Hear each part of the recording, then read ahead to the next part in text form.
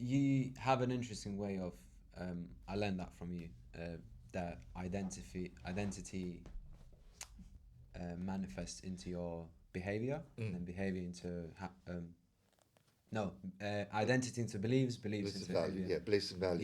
Yeah. Could you just expand on it a bit more, and why do you think this is? Because some people say beliefs comes before identity, right? Or is that Well, beliefs and values are your identity. Yeah.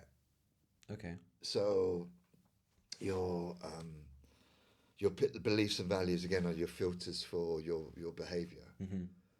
So people will hold on to their beliefs doggedly in spite of evidence. They're not functioning. Um, and I hope that one can become more open to the fact where there's that where there's a challenge to your belief system to actually be able to be aware enough to be able to self-reflect and go, maybe that's right. Maybe they are. I need to do a little more research into that. But yeah, I mean, your beliefs and values are generally inherited from your family system and your teachers, your schooling, your upbringing, your social programming. Yeah. And how would you, if you want to change your result, how would you go about changing your identity or beliefs?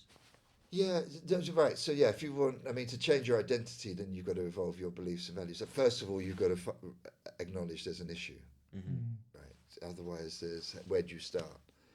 Um, and then I think defining what your outcome is, set your GPS. So again, we're going into hypnosis and self-hypnosis now, so we start to reprogram our minds. Yeah, so just defining what you want, where you want to be, the types of behaviours that you require to get success in your goals, and then feeding that back to yourself, and feeding them for what the behaviour requirements are, and then take it into your imagination, dream on it, just kind of Visualize. visualize, yeah, and also talking, just your auditory aspect is something that's really important. Having supportive, language within yourself, Yeah. identifying that. Affirmations, you mean? Or that's Not necessarily, I mean, affirmations can be helpful, but just having a positive perspective of yourself, Yeah. and feeding back.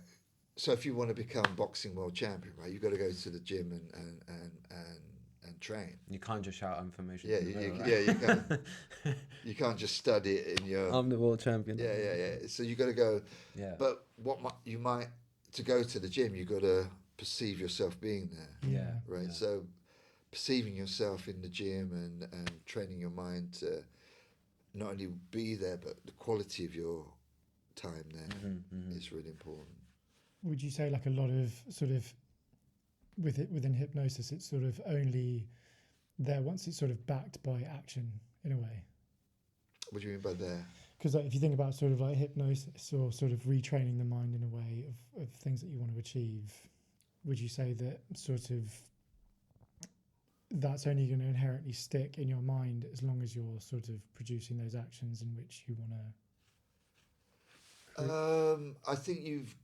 I think by intending it and being belligerent with your application is really important.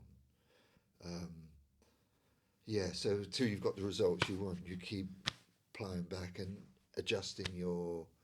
I mean, you might write a script. You might write an analogy of what you want, and then within that you start to process that story in yourself, and you perceive yourself in that way. And if you start to self-doubt that, then you've got to then parent yourself through that and back to the supportive aspect of yourself.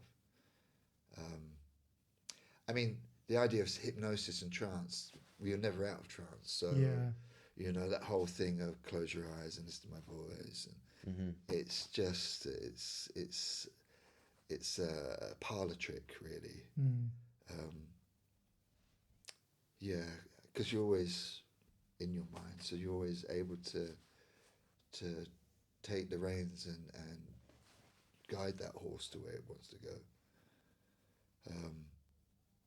But I think writing it down and having it in a concise script or description, which you can come back and just reread and then feed that consistently to yourself.